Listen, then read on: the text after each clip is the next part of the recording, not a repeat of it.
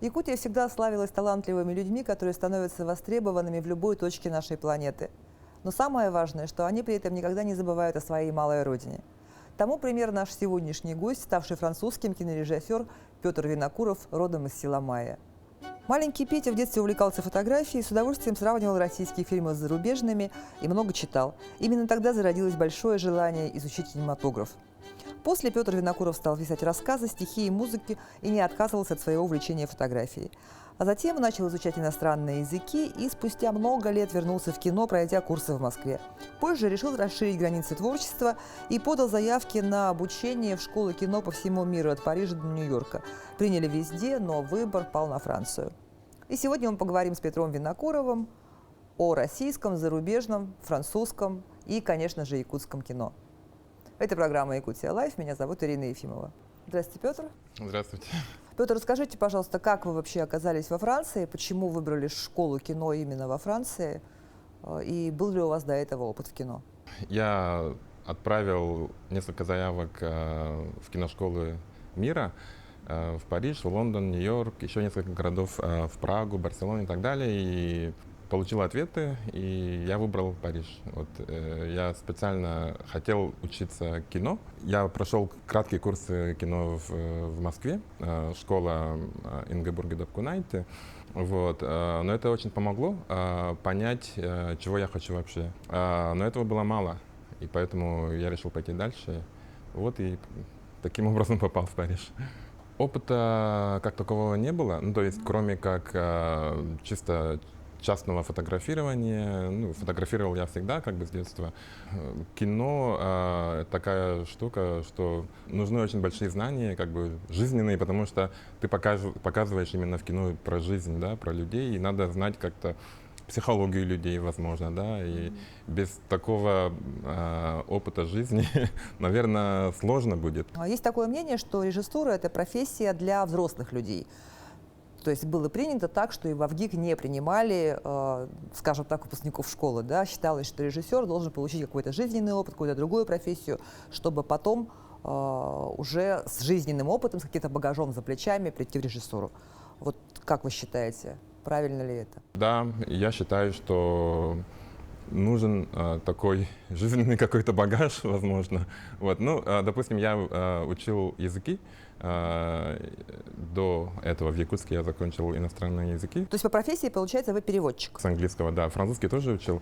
И это мне очень помогло тоже. После этого работал в маркетинге и пиаре, и, соответственно, тоже надо знать именно людей, как они, скажем, реагируют на какие-то ситуации. Да? Это тоже очень помогло мне в моей учебе, вообще в моей профессии. Вы увлекались фотографией, а почему тогда выбрали режиссуру? Ведь большинство фотографов выбирают работу оператора.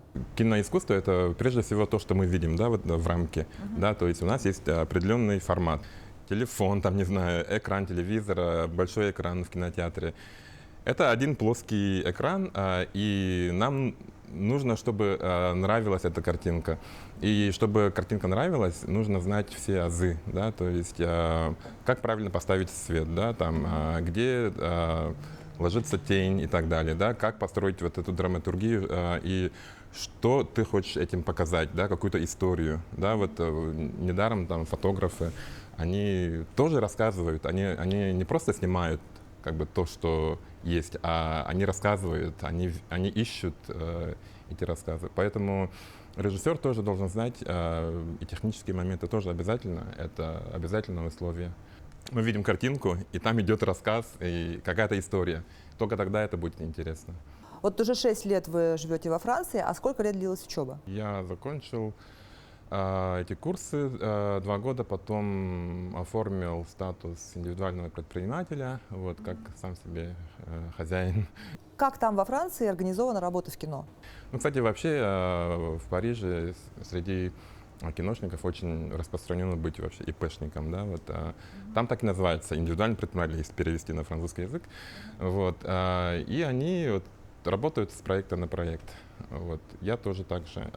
Конечно, иногда сложно, потому что ты месяц работаешь, а потом месяц остаешься, сидишь, ждешь. Да. Но это того стоит, потому что ты делаешь что-то красивое, и результат всегда радует. А вот успешная учеба вот в киношколе – это гарантия в последующем получения работы, да? Есть люди, которые снимают фильмы и без школ. Ну и вообще без образования, как мы видим часто на примере якутского кино. Да, и Тарантино тоже без образования, там, Вон Кар-вай там, и так далее. Да, они делают прекрасные вещи. Но киношкола еще хороша тем, что ты знакомишься с людьми. Это налаживание связей. Да? Допустим, я сейчас работаю в основном с моими однокурсниками. Если у меня появляются проекты, я приглашаю именно тех, кого я знаю. То же самое они делают. Потом, если ты хорошо учишься, да, это тоже важно, потому что профессора, они могут пригласить на работу, они же действующие все киношники, они пригласят именно на работу именно тех, кто хорошо учится. Вот. И это тоже важно. Вот. И таким образом образовывается какая-то команда. Да, бывают такие моменты, когда есть группировки, да, такие прямо, куда сложно пробиться. Поэтому очень важно иметь такой круг общения, команду. Ага. Да, получается, помимо самого образования, ты платишь деньги еще и за вот это вот вхождение в тусовку некую, да?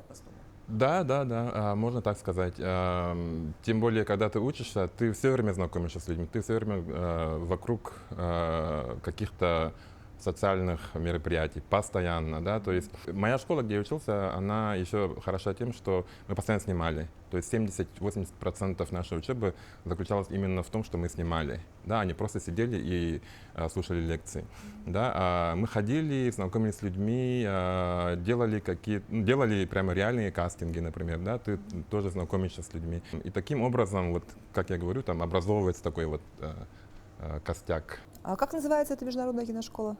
Называется EICAR, École Internationale de Création, Audiovisuelle et Relation и так далее, да, вот как бы по-французски. Международная школа кино и телевидения. Вот. В Париже она хороша тем, что там на английском языке. То есть мой французский был не такой хороший, чтобы сразу пойти во французскую школу. То есть это не французская киношкола, получается, а международная, проамериканская? Ну, возможно, нет, да. Это в основном у нас профессора американцы, и как-то мы пошли по американской системе. Ну, там особых различий-то нет, потому что кино все равно, оно везде одинаковое, да, то есть там универсальный язык, да. Да, ну там есть какие-то моменты, да, допустим, при оформлении, там, допустим, бумаг, там, контрактов и так далее, либо как называются те или иные профессии, допустим, помощник оператора, да, там, помощник режиссера, как-то по-другому называется, допустим, в США и во Франции, да. В этом плане есть различия, но они не такие критичные. Вот, ну, да, у нас школа в основном такая американская такая. Ага, то есть вас обучали не на примере французского кино именно, да, а вот в международном, в широком интернациональном смысле разное кино вы смотрели? Мы проходили историю всего, как бы, да, кинематографа в общем, да, то есть там и французское кино, и американское, и русское тоже, советское тоже было. А какое там, кстати, было русское кино, интересно, в программе международной киношколы? Ну, это по классике, естественно, да, начинается из Эйнштейна и там Дзига Вертов, да, потом Тарковский, ну, заканчивая Звягинцевым тоже, да, вот. Но мы особо не зацикливались на именах, как бы, да, то есть имена, конечно, важны, а мы зацикливались больше на подаче материала, да, вот на то, как они ставят картину. Чем отличается, на ваш взгляд, российский кинематограф от зарубежного, ну, в частности, французского, например? Главное отличие, наверное, банальное, вот в бюджете. Вот. В Европе все-таки фильмы очень такие дорогие, да, вот. Средний бюджет французского кино это где-то 3-5 миллионов евро. Да, тогда как в России это в разы дешевле, да, в разы меньше. Вот. Не знаю, может ли это играть на мотивацию, но я думаю, наверное, нет, потому что настоящий режиссер, наверняка он не будет особо спотыкаться о финансы. Он должен делать хорошее кино, рассказать хорошую историю. Но с другой стороны, вот я вижу, допустим, среди современных русских фильмов очень много таких коммерческих проектов, да, продюсерских. В Европе это тоже есть, естественно, да, это прежде всего такое развлекательное кино легкого жанра, там, комедии и так далее. Франция, допустим, славится со своими комедиями. Я не очень люблю, кстати говоря, французские комедии, вот, потому что они все одинаковые, вот, и они их штампуют вот, реально, да, вот, и в этом плане отличие русского кино от европейского или зарубежного в том, что, возможно, в России очень много продюсерского кино, да, вот, коммерческого. Они хотят заработать много денег, и при этом как бы забывается, не то что забывается, да, вот творческая свобода режиссера, она немножко находится в рамках.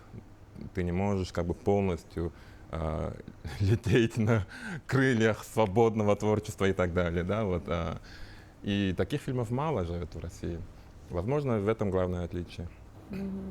А вам сейчас в своей работе удается летать на крыльях творчества свободно? Да, думаю, да. Наверное, я говорю так, потому что я еще не работал на коммерческих проектах. Вот, всегда удавалось как-то работать на таких артхаусных таких проектах. И в каких проектах вы там работали? Я работал над немецким фильмом. Я был художником-постановщиком. Я не был там, режиссером этого фильма. В Германии мы снимали очень такое артхаусное кино, можно сказать. Скоро он должен выйти. 2 года назад я ездил в Южную Африку, снял документальный фильм про ущемление прав женщин и вообще социальные проблемы в этой стране. Фильм вышел в этом году. В прошлом году просто мы не выпускали фильм из-за пандемии.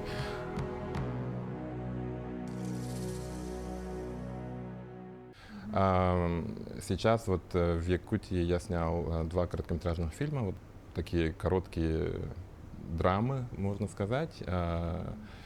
И в этом плане мне никто не мешал, и я совершенно свободно подходил к своему творчеству. А вот эти ваши якутские проекты, вы их сняли для какого зрителя? Для западного? Я снял это, наверное, для себя, потому что что-то я давно не снимал ничего такого, вот, поэтому решил как бы снять что-то свое именно, да, вот, тем более связанное с Якутией. И я вообще не снимал еще в Якутии ни одного фильма. И поэтому, раз уж я нахожусь здесь, в Якутии, я решил снять эти фильмы. Короткометражные фильмы, допустим, да, их же невозможно продать, да, потому что их невозможно показать на большом экране, потому что люди идут в кино посмотреть полный метр, большое кино. Остается только либо это отправить там в социальные сети, и тогда как бы все посмотрят этот фильм, и, возможно, кто-то там скажет хорошие слова про этот фильм. А другой путь — это фестивали. Вот, можно отправить на фестивали. Как ваши коллеги, один из Словакии, второй из Бразилии, если я не ошибаюсь, вообще восприняли Якутию? Вот, ну, это был очень хороший опыт вообще и веселый такой проект.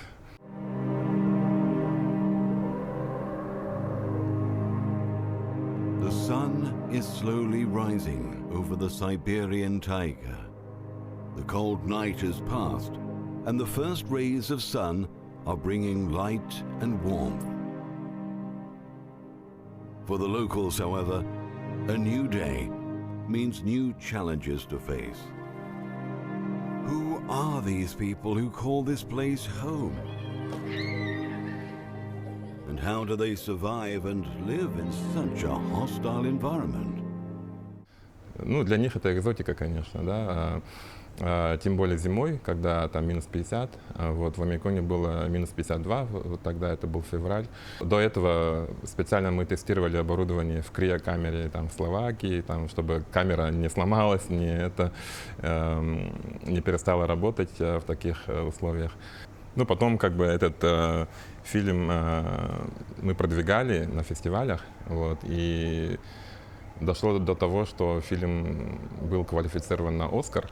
Ну, квалификация — это не номинация, конечно, это просто сначала идет квалификация, потом идет длинный список, короткий список, только потом номинация, да, но тем не менее, это, думаю, что для молодых режиссеров это очень хороший, это некий знак качества. конечно, да, да, и сейчас вот мой друг, который режиссер вот из Словакии, он, можно сказать, суперзвезда в своей стране.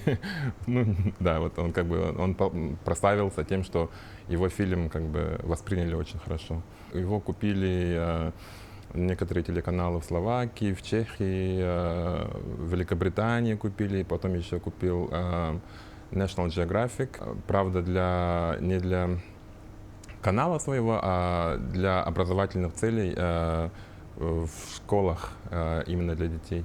Вас, кстати, во Франции как называют? Пьер? Нет, Петр называют, потому что во Франции много поляков. Имя Петр, это польское имя, для них это очень привычное имя. Петр, да? Ну и хорошо. Но вот между этим Петром, который сейчас во Франции, и Петей из села Майя, это разные люди? И насколько разные? Во-первых, прошло много времени с тех пор, как я жил в Майе. Во-вторых, я не думаю, что я как-то сильно изменился. Не знаю. Но надеюсь, что я не изменился. Ну, это надо спрашивать у людей. Я как-то сам себя не могу оценить. А вы чувствуете Париж своим домом, своим городом? Вам комфортно там? Да, да, я вполне себя комфортно чувствую в этом городе. Он вдохновляет сам себе, вот, Париж, да, как-то располагает к этому. Да, там каждый дом имеет какую-то историю, каждая, там, не знаю, улочка имеет, не знаю, историю, связанную, там, допустим, с Пикассо, да, там, или Сальвадором Дали, да, или Хемингуэй, там, который жил там много лет. И вообще, как бы, очень много киношников, режиссеров, они приезжают специально в Париж, чтобы вдохновиться и получить какую-то, не знаю, музу свою. Вот. В этом плане, да, очень комфортно. Город красивый, да, спору нет. И как-то очень спокойно дышится. Вот я жил в Москве, и Москва суматошный город, безумный. Конечно, в Москве есть свои прелести. Ну, я там просто, можно сказать, задыхался от ритма этого, да, вот работал там с утра до 10, до 11 вечера, и так каждый день, и в этом плане Москва, конечно, очень такая жесткая. Париж не такой. Ladies and gentlemen, we are now entering turbulence. Please fasten your seatbelts and be careful when you meet him in the air and you dine with him on the ground.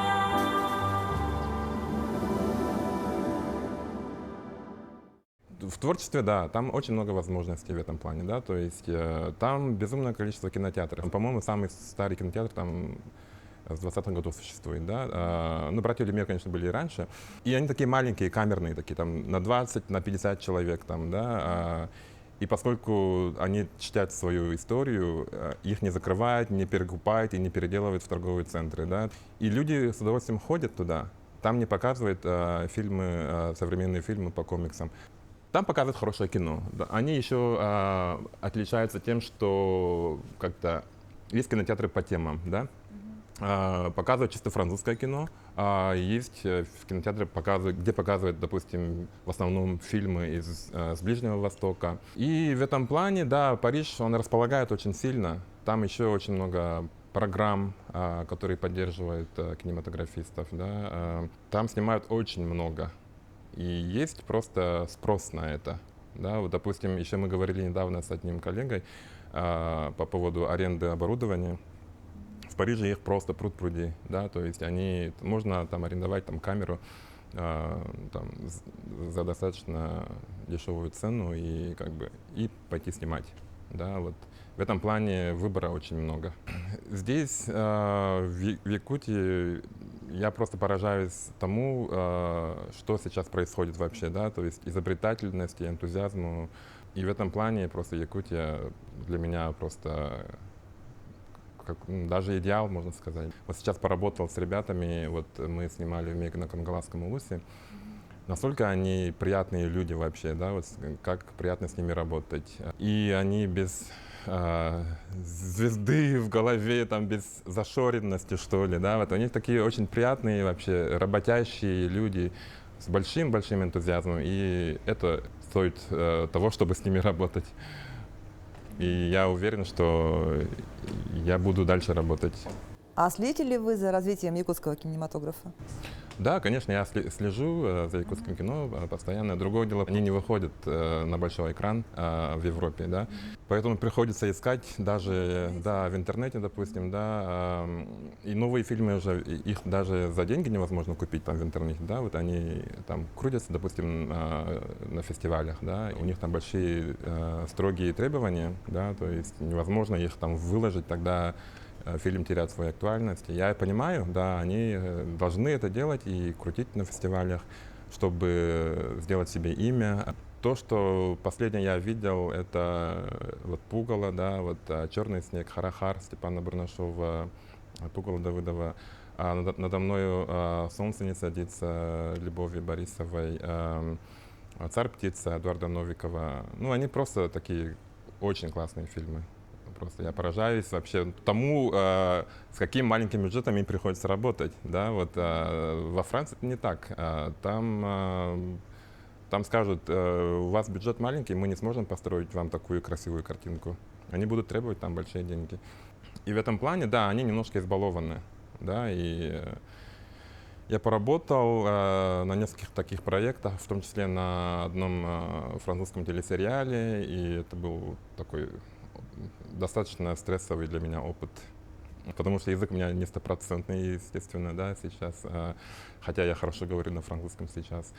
Ну и потом подход немножко другой. Там еще, допустим, если бывают какие-то актеры, допустим, там большого полета, да, они могут там показать свой характер. Это очень осложняет вообще процесс работы.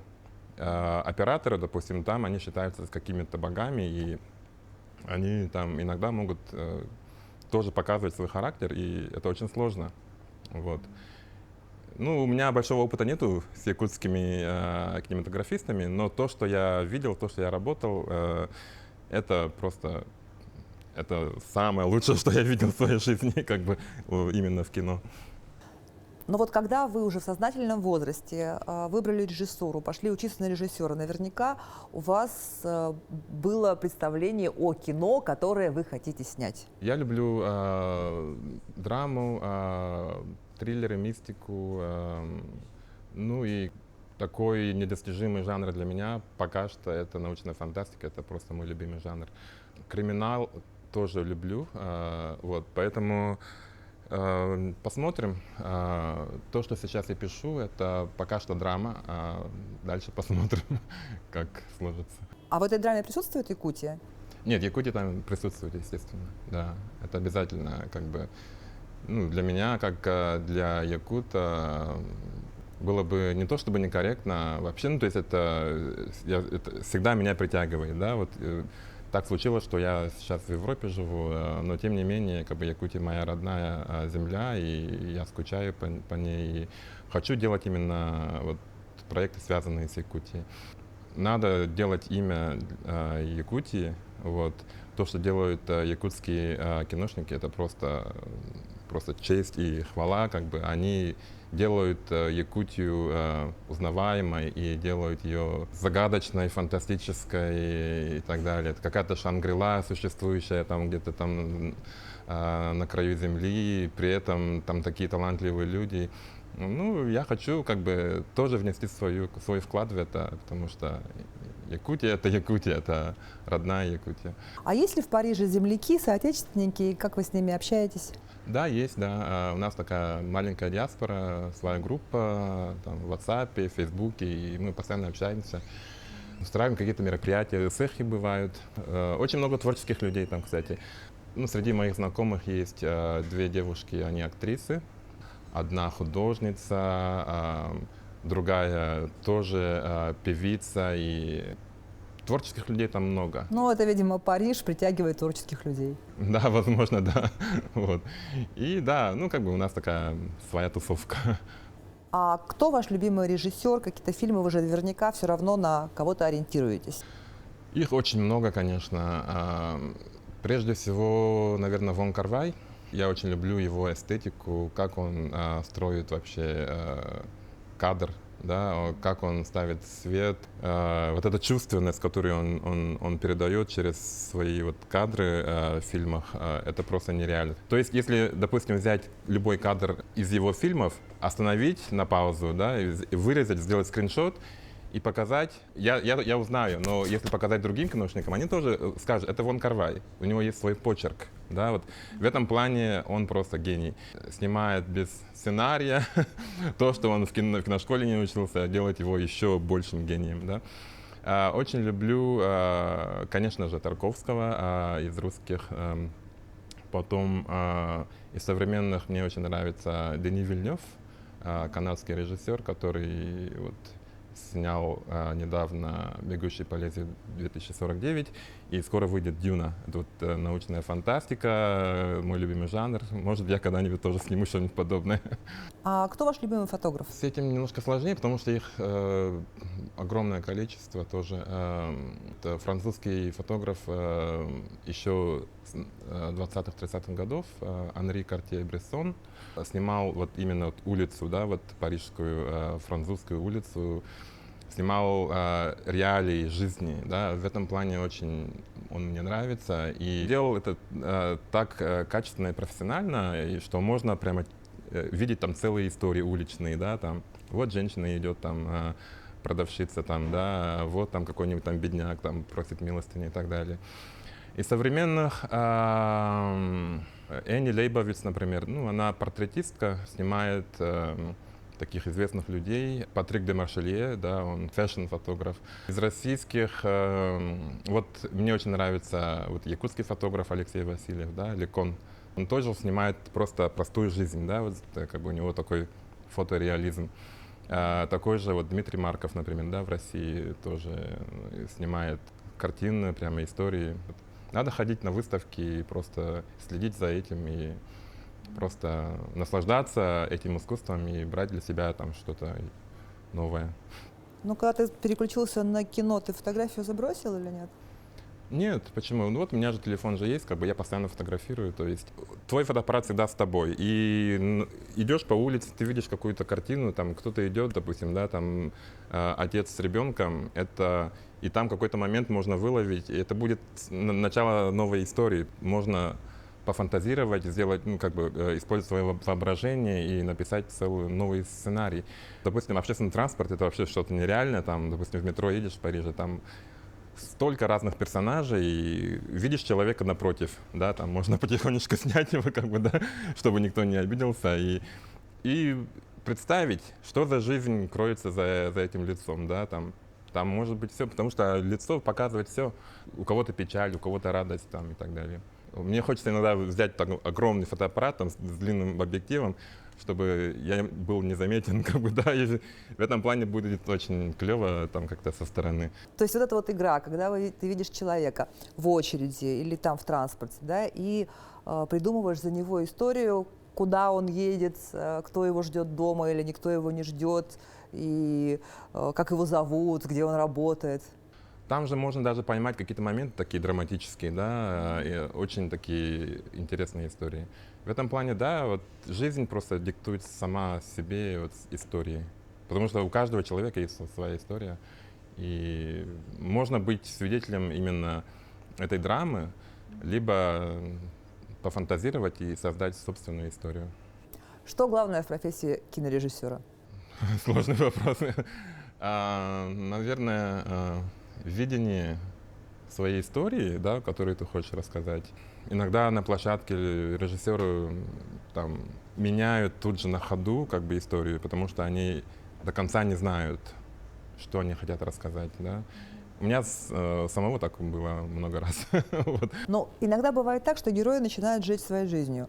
То есть режиссер задумал персонажа убить, а персонаж не хочет умирать, или должен по сценарию пойти в одну сторону, и вдруг говорят нет, вот ему как будто самому захотелось пойти в другую сторону. Так бывает? Да. И как бы тоже ситуация, они сами диктуют тоже как бы историю. То есть она может меняться прямо на ходу, на глазах, да. И да, но хороший режиссер еще должен уметь реагировать на такие ситуации, да, и принимать быстрые решения. Как говорят, допустим, у кино есть 3 стадии, да, то есть как бы, когда ты задумываешь свою историю, да, и пишешь свой сценарий, и ты представляешь таким-то образом, да, что фильм будет таким-то, таким-то. А потом начинаем снимать, но актер оказывается не такой, как ты представлял, допустим, да, или там антураж не совсем такой, как ты представлял. Снимается уже второй вариант фильма, это уже не похож на сценарий. А когда потом еще после съемок ты монтируешь, на выходе получается совершенно другой фильм. То есть режиссер снимает практически 3 фильма. Ну, наверное, надо смириться с этим, да. Ну, надо постараться, хороший режиссер должен постараться так, как он должен видеть конечную историю, конечный результат.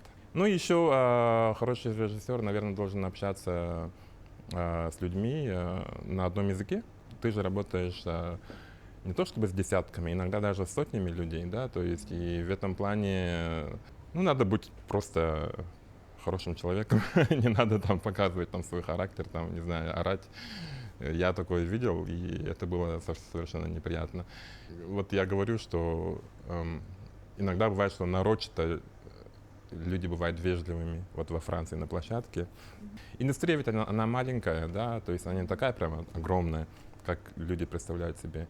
Ну, это касается не только кино, вообще в жизни, да, то есть и в этом плане надо просто быть добрым и делать свое дело.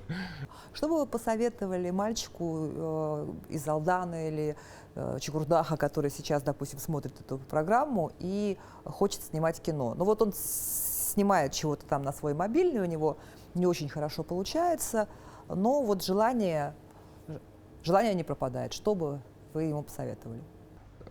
Да, надо не выпускать из рук камеру, всегда надо снимать, всегда. Пусть не получается, ничего страшного, но надо знать, что ты хочешь рассказать. Плюс еще надо смотреть фильмы, это очень помогает.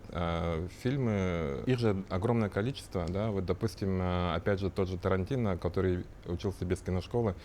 Как он учился? Он же работал... В видеопрокате, да, смотрел вот, кино. Смотрел кино, да, и поэтому вот как бы он смотрел не просто как для развлечения, он это анализировал, да, то есть он ставил на паузу и смотрел там, как они тут поставили свет, и как тут играют актеры, там, с какого угла они заходят и так далее. И они вдохновляют всегда. Читать рассказы, да, они вдохновляют, потому что главное в режиссуре — это история. Ну вот, а у совета больше смотреть кино нету ли обратной стороны? То есть может же оказаться так, что ты поймешь, что все снято давно уже до тебя, и тебе, собственно, делать-то уже и нечего в кинематографе. Все уже снято, да, это не секрет. Это все снято, но ничего страшного, да, вот, ну, история о любви, там, в Древней Греции существует, да, там, не знаю, с Вавилона. Ну и что теперь? Теперь мы не можем рассказывать о любви? Нет, конечно, их там огромное количество. Какие есть актеры, как они играют, там, допустим, их же огромное количество вариаций. Не надо бояться, что ты повторишь кого-то. Тот же Тарантино, допустим, да, там, или там же тот же самый Спилберг, у них там огромное количество отсылок к прошлым фильмам. Если вот так взять и сравнить его фильмы, и взять эти ссылки на прошлые фильмы, их там будет огромное количество. Можно даже просто вот так взять скриншот и сравнить, и они будут иногда просто идентичны. Вот. Но тем не менее, это будет новая история, да, это будут новые актеры и новое видение чего-то. Ничего страшного в этом нет. А важно ли для какого зрителя вы снимаете? Да, конечно, есть же вот эти вот возрастной ценз, да, допустим, снимают фильмы для детей, например, да, там. Режиссеры, конечно, представляют конечного зрителя. Или там, допустим, они специально снимают фильмы для фестивалей, допустим, да, социальное кино, например, да, либо коммерческое кино. Они хотят просто заработать денег, допустим, да, там какой-нибудь там смешной боевик. Вот. И в этом плане, да, они представляют, они знают своего зрителя. Каждый режиссер знает, для кого он снимает. Ну и жанр тоже диктует, допустим. Фильм ужасов ты не покажешь там детям, да, естественно. Допустим, Дисней, он всегда ориентируется на детей, да. То, что он выкупил, допустим, франшизу «Чужого», допустим, да, как-то это очень плохо сказывается на этой франшизе, например, да, потому что там уже не будет такого жесткача, там, допустим, да, как раньше, потому что Дисней уже как бы ориентируется на такое, на коммерцию, между прочим, потому что дети очень часто ходят, как бы, да, вот в кино, и они хотят просто заработать огромное количество денег. В этом плане, да, долой корпорации, это очень плохо, вот, да, они как бы закрывают режиссера в эту коробку, и творчество как бы немножко тормозит в этом плане. Наверное, режиссер должен еще знать, что он хочет, заработать денег или сделать искусство. Так все-таки вот всю беседу я веду к тому, есть ли выбор между деньгами и искусством? Безусловно, есть. Я считаю, что не надо думать о деньгах. Ну, это мое мнение, надо делать просто то, что тебе нравится. Художники ведь рисуют картину не для того, чтобы... Ну, наверное, кто-то так делает, но они же ведь идут как бы на поводу своей музы, они там эту красную линию, там, мазок они сделают просто по мановению своей души. Ну, был еще Шилов, который писал парадные портреты за деньги. Коммерция, она сразу видна, да, вот коммерческое искусство прямо сразу видно. Все знают, что деньги это не так хорошо. Это жадность, там, не знаю, это вот алчность и так далее. В этом плане делать искусство ради денег, ну, не знаю. Но тут есть много точек зрения, по крайней мере, две. Одна то, что вот мы творцы, мы снимаем фестивальное кино, мы делаем высокое искусство, вот это вот деньги, это все не про нас. И вторая точка зрения, когда говорят, что ребята, а вы просто не умеете снимать хорошее коммерческое кино, поэтому вот и занимаетесь всяким артхаусом. Ну, возможно, да, соглашусь с тем, что, допустим, американское кино, они ведь никогда не забывали о деньгах, да, как бы о коммерции, и Голливуд, он полностью коммерческий. Да, правильно, они берут кассу, ну, это тоже правильно, потому что ведь работает огромное количество людей, им же надо платить тоже. И, естественно, не надо забывать, конечно, и о собственном желудке тоже, да, о собственном кармане. Да, возможно, если соединить коммерческая составляющая и искусство, возможно, выйдет тоже хороший результат, да. Но чисто из-за денег снимать, это тогда уж идите зарабатывайте, там, не знаю, станьте бизнесменами, как бы искусство не трогайте, да?